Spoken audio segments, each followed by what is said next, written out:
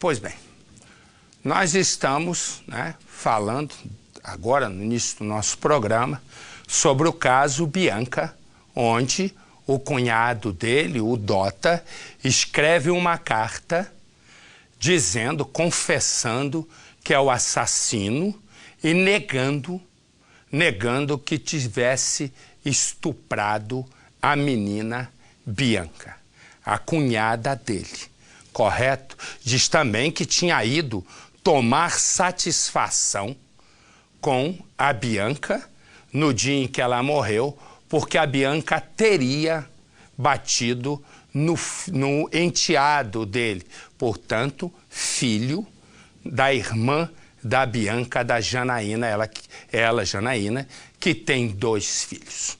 O mesmo homem que diz que é o assassino, mas não estuprou, é o mesmo homem que disse no mês passado, mas assim, há 20 dias, disse exatamente isso. Põe no ar. Durante 4 meses, eu não corri, eu não sumi. Durante 4 meses, eu fui até a delegacia. Por 2 vezes, eu fui sozinho no DHPP, sem fugir em nenhum momento. Eu estive disposto a estar lá para provar a minha inocência. Eu pedi para eles fazerem a quebra de telefone, eles não fizeram. Quem fez fui eu a quebra de telefone, para juntar nos autos. Eu pedi para que eles pegassem o car system da minha moto para verificar onde eu estava. Eles não fizeram isso também. Ou seja, eu falei para eles que estava afastado do trabalho por problema de estômago, mas eles não foram na empresa verificar isso.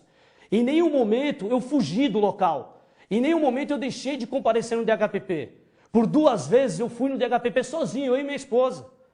Nas outras 2 eu fui com o Dr. Ricardo. Por que eu fui com o Dr. Ricardo? Porque eu sentia a necessidade de estar com um advogado, porque eu estava sendo coagido. E desde um momento eu já estava sendo taxado como um criminoso, como um bandido. E eu era um homem de bem, como ainda sou um homem de bem. Eu ainda sou um homem de bem, ok? A carta dele fala que ele matou, que não estuprou, que ele teve uma briga com a menina Bianca em função da história do suposto briga que ela, Bianca, teria tido com um sobrinho, tinha batido na criança, enteado dele. E, portanto, ele foi à casa para tomar satisfação. E, com isso, houve a briga, ela deu um soco, ele partiu para cima dele, ele deu um soco, deu-lhe uma gravata e aí está tudo certo. Eu estou com 2 novos advogados de defesa do Dota, o Dr. Ricardo, que é sócio do Dr. Arildo, não é isso, Dr. Ricardo? Boa tarde, Marcelo Rezende, Ricardo Ponzeto. Eu componho a equipe do escritório do Dr. Arildo de Paula e estamos assumindo este caso na presente data. Ouvi atentamente, respeito muito o seu jornalismo e quero fazer algumas considerações das considerações feitas. A primeira delas em relação doutor, deixa, como eu tive um intervalo comercial, eu vou refazer as minhas ponderações para que o senhor possa pegar pontualmente, porque muitas pessoas estão chegando agora, não vão entender o que o senhor está dizendo. A carta do Sandro Dota, numa avaliação que nós, ao olharmos, eu e Percival, fizemos, ele é acusado de matar a Bianca com todo requinte de perversidade, correto? Não deixou ela se defender, o motivo seria o estupro, um motivo fútil e por aí vai. Ok. Aí, num determinado momento, toda a carta começa a dizer a seguinte questão. A carta diz que a menina foi atrás dele e foi desacatá-lo, que depois o xingou e também o chamou de viciado, que quando ele subiu à casa, correto, a versão é de que ela o teria agredido e com isso ele também a agrediu e depois deu uma gravata e ela teria morrido. E ele ressalta porque na cadeia o cara ser taxado de estuprador, dependendo da cadeia que estiver ou do pavilhão que estiver, o único lugar que ele vai não é para o julgamento, ele vai para a morte, porque a lei da cadeia com estuprador é um pouco mais violenta. E ele nega. Então eu queria fazer ao doutor Ricardo, agora sim com as ponderações, eu queria que o senhor me dissesse, né, essa carta, como surgiu, quais são as ponderações que o senhor tem que fazer. Por favor, doutor. Marcelo Rezende, primeiro em relação à confissão. O ponto medular em que se especa o contexto é de assumir a autoria. Esses detalhes que você, com perspicácia, ressalta, será objeto de análise judicial.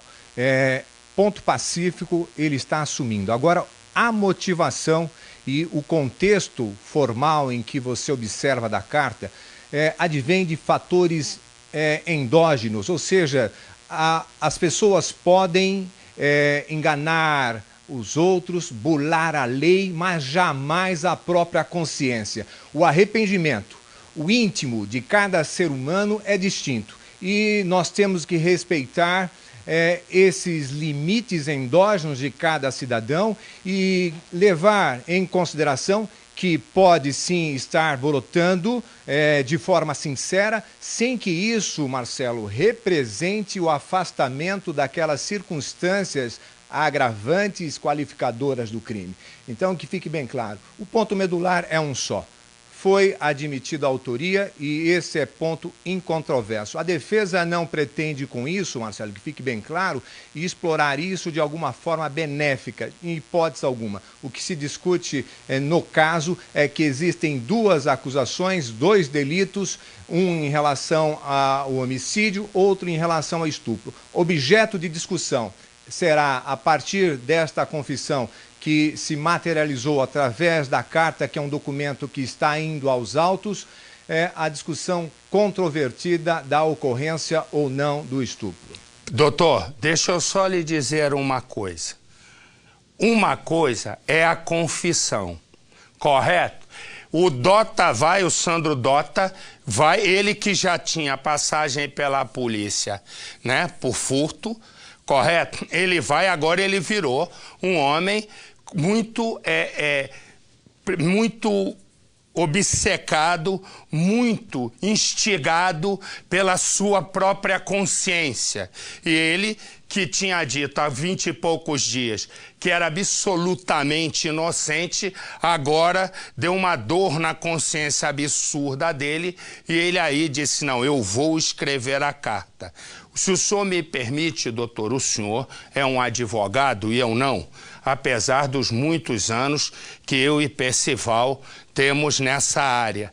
E eu queria dizer ao senhor o seguinte, a confissão do assassinato, da forma em que está na carta e que não está no processo, do jeito em que a carta está, o crime torna-se um assassinato simples. Todas as agravantes, isto é, pode entrar aqui, Percival, parece um rei, fica aí sentado. Todas as agravantes, motivo torpe, impossibilitando totalmente a defesa da vítima, meio cruel. Meio cruel, quer dizer, só para que a gente lembre, doutor, o que está no processo. Ele vai, entra na casa, pega a menina, violenta a menina, dá-lhe uma gravata e ele, aí é que é o limite, doutor. Ele pega um saco plástico e enfia pela garganta da menina.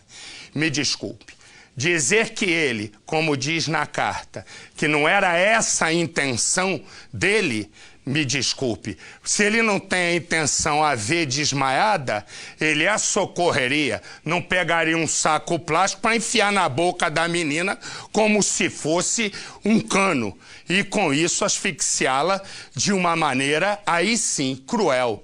Então, a carta, nosso ponto de discordância, não é? Eu não estou dizendo ao senhor, né, e o senhor está entrando agora no caso, eu não estou dizendo ao senhor que ele não teve uma crise de consciência. O que eu estou dizendo é que aquela carta escrita afasta todas as questões, né? Porque se a menina vai lá, correto? A menina vai lá, escolhe ele na rua e xinga, e depois chama de viciado, vai para casa, ele vai atrás da menina que supostamente teria brigado com o enteado dela, correto? Que na verdade é filho da irmã, cuja irmã Janaína já disse aqui que tinha as crianças, as duas tinha na Bianca a melhor tia, e mais que isso, a criança a qual hoje aparece como se a Bianca tivesse atacado, ela era essa criança escolhida da Bianca. Ele vai atrás, aí tem uma coisa, briga, enforca, enfia um pedaço de saco plástico goela abaixo, do jeito que está a carta, doutor, nós tiramos um 121, correto? Com agravante, e nós vamos para o artigo 1 nós vamos para o primeiro capítulo do artigo 121, um assassinato simples. É essa questão que desculpe, talvez a minha ênfase, mas é que se não passa batido, ali não é uma crise de consciência que diz, eu subi, fui lá, enforquei e matei, só não estuprei. Negativo, negativo. Há uma série de aspectos que tira toda a gravidade do crime e fica como um crime simples. Pega 10 anos, fica 4 na cadeia.